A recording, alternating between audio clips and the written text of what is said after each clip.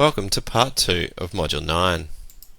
The learning outcomes for the second part of Module 9 are: identify how changes in concentration affects chemical equilibrium, identify the way changes in volume affects the chemical equilibrium, identify how changes in temperature affects chemical equilibrium, and identify the effect of a catalyst on chemical equilibrium. Chatelier's principle states that if we cause a disturbance or stress to an equilibrium, the system will respond in such a way as to relieve or counteract that stress and restore equilibrium under a new set of conditions. There are three factors that cause stress to the chemical equilibrium: changes in concentration, temperature, and the volumes of gases. Let's start with the first factor, concentration. So what happens to the equilibrium if we add more reactant? Let's look at the following chemical reaction. H2 gas plus N2 gas produces ammonia. At equilibrium, the rate of forward reaction is equal to the rate of the reverse reaction. If we add more H2, that is, we add stress, the equilibrium will be disturbed and the chemical reaction will shift in the forward direction to counteract or relieve the extra hydrogen gas and decrease this additional amount. While the equilibrium is relieving the stress, other compounds in the chemical reaction get affected. For instance, to decrease the H2 gas, the reaction moves in the forward direction, which means that the nitrogen gas will decrease and the ammonia will increase. As the concentration of NH3 increases, the reverse rate increases and the forward rate slows down as reactants are used up. Eventually the system will return to equilibrium. At the new equilibrium point, you will notice an increase in H2 concentration, an increase in ammonia concentration, and a decrease in N2 concentration. The equilibrium has shifted to the right. So the chemical equilibrium will counteract whatever you do to disturb the equilibrium. To explain the previous example in more detail, let's look at the following graph. The system is currently in equilibrium and the concentrations of the compounds are constant.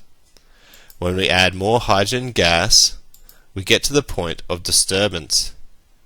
At this point, nothing has happened to the system yet, as we just added the hydrogen. So the concentrations of the nitrogen gas and ammonia remain the same. Now the system starts to work to counteract the stress by making the forward reaction rate faster than the reverse reaction.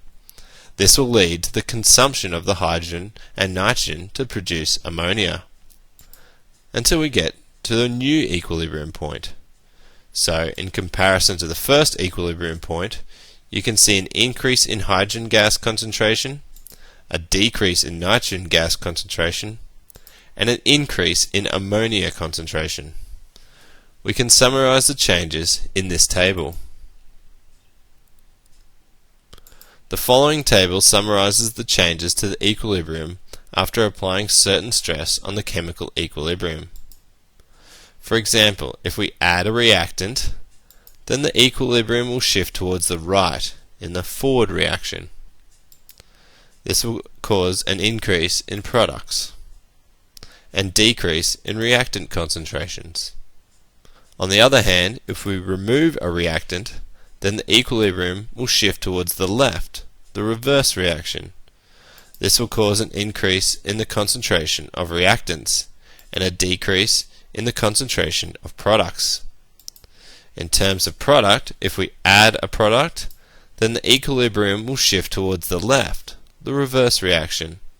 This will cause an increase in the concentration of reactants and a decrease in the concentration of products.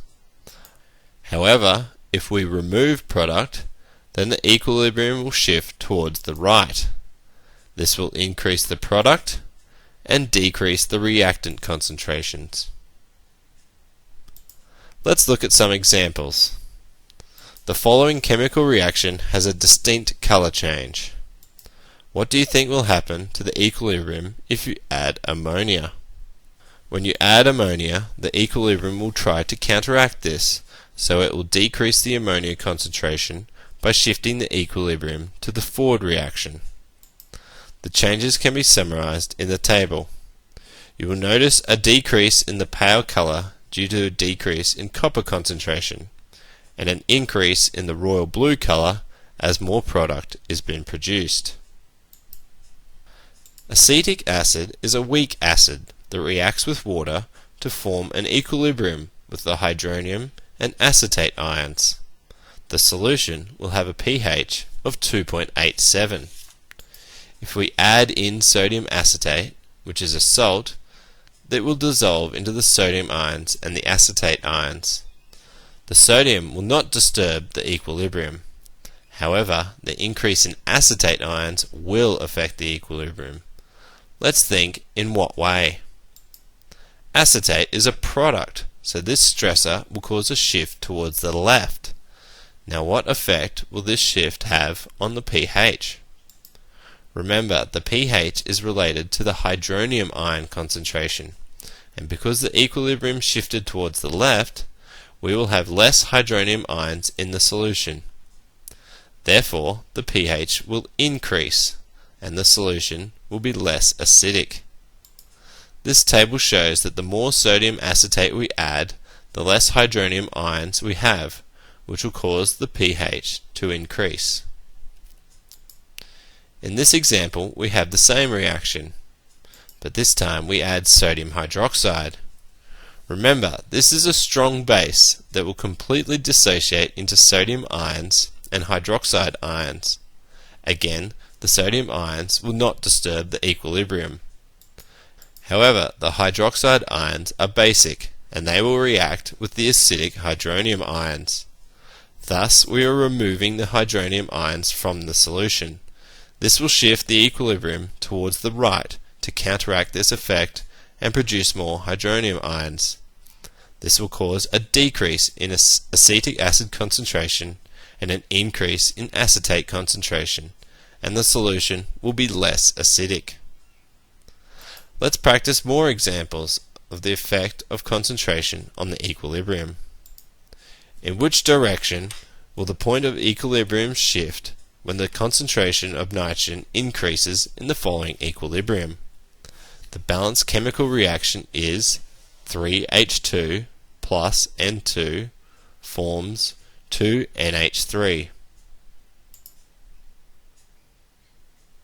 The answer is A, because we added more reactant. So the hydrogen concentration will decrease, the nitrogen and ammonia concentrations will increase. In which direction will the point of equilibrium shift when the concentration of chloride ion increases in the following equilibrium?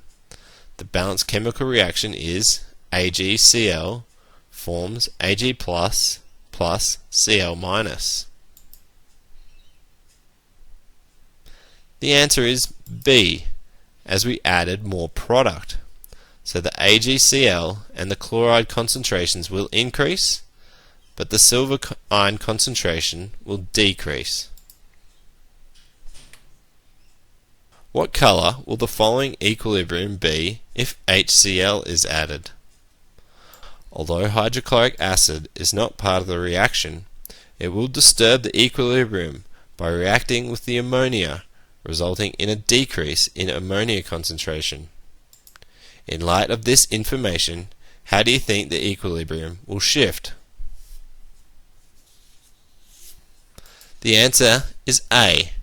As we are removing the reactant, the equilibrium should shift towards the left, and we will see more of the pale blue color.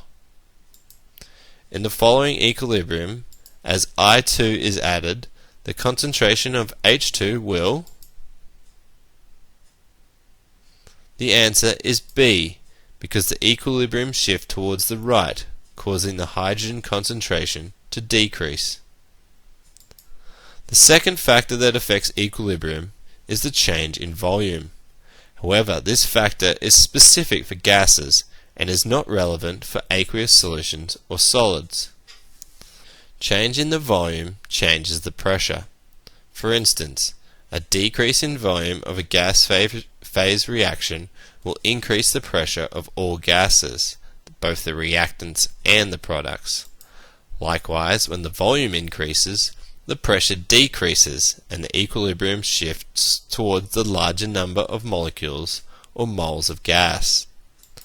The balanced equation determines whether the change will cause a shift to the left or a shift to the right. The reaction will shift to the side with the smaller number of molecules of gas. Let's look at the reaction of NO2 to N2O4. Firstly, we need to determine which side has more moles of gas. The stoichiometric coefficient, we notice that 2 moles of NO2 will produce 1 mole of N2O4, so we have more moles of gas in the reactant side. The species that uses less volume is therefore the product. So, if we decrease the volume or increase the pressure, the equilibrium favours the side of the reaction with fewer moles of gas, so it should shift to the right and produce more N2O4. Increasing the volume will decrease the pressure, and the equilibrium should shift to the left because there are more moles in the reactant side. How will a decrease in container volume affect the equilibrium concentration of ammonia in this reaction? In this example, we have 2 moles of hydrogen gas reacting with 1 mole of nitrogen gas to produce 2 moles of ammonia. So there are 4 moles on the reactant side and 2 moles in the product side. So a decrease in volume means an increase in pressure. The equilibrium will shift to the side with fewer moles, so to the right-hand side. How will a decrease in container volume affect the equilibrium concentration of hydrogen in this reaction? There are 2 moles on the reactant side and 2 moles on the product side. So there will be no change in the equilibrium because there are the same number of moles on both sides. Let's practice some examples. In which direction will the equilibrium shift when the volume of the reaction vessel decreases in the following equilibrium? The answer is B, a shift to the left. In which direction will the equilibrium shift when the volume of the reaction vessel increases in the following equilibrium? More volume means less pressure, so the answer should be A. In which direction will the equilibrium shift when the volume of the reaction vessel increases in the following equilibrium? Tricky question. There is no shift as we don't have any gases in the reaction. We have discussed the effect of concentration and volume. Now we will investigate the effect of temperature. An increase in temperature increases the rate of both the forward and reverse reactions because of the increase in the kinetic energy of the collisions between the molecules. However, the application of heat to increase the temperature favors the reaction where heat is a reactant. These reactions are called endothermic reactions.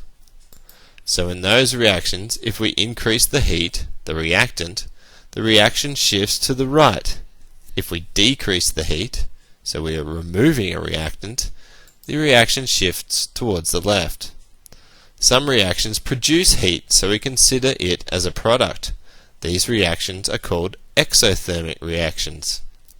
In these reactions, if we increase the heat, the product, the reaction shifts to the left. If we decrease the heat, we are removing a product, so the reaction will shift towards the right. Remember we covered this example earlier in part 1 of this module. This reaction is exothermic because heat is a product. So if we add heat by putting the test tube in a hot water bath, the equilibrium will shift towards the left and we'll see a dark brown color. If we remove the heat, the equilibrium shifts towards the right and we see a colorless gas. How will an increase in temperature affect the equilibrium concentration of ammonia in the following reaction? Energy, in the form of heat, is produced in this reaction. The amount of energy is not important, and we don't need to do any calculations. This number just indicates that the reaction is exothermic. To increase the temperature, we need to add heat. An increase in heat will shift the equilibrium towards the left. Thus, the ammonia concentration will decrease. In which direction will the equilibrium shift when the reaction vessel is cooled in the following equilibrium? This reaction is endothermic, so the answer should be B. Normally, adding heat in endothermic reactions will shift the equilibrium to the right, but here we are cooling the system down, so the equilibrium will shift to the left. The last factor that plays a role in chemical equilibrium are catalysts. Remember from Module 5 that enzymes work as catalysts. A catalyst is a substance that influences the rate of a reaction but can be fully recovered at the end of the reaction. A catalyst does not shift the equilibrium or change the yield of either reactants or products. A catalyst lowers the energy of activation of the reaction and thus affects the rate of the reaction. The activation energy is defined as the minimum energy required for the reaction to occur. For chemical reactions to occur, the reactants need to overcome an energy barrier called activation energy. The catalyst lowers the activation energy, so it helps the reactants to react faster and form the products in the forward reaction.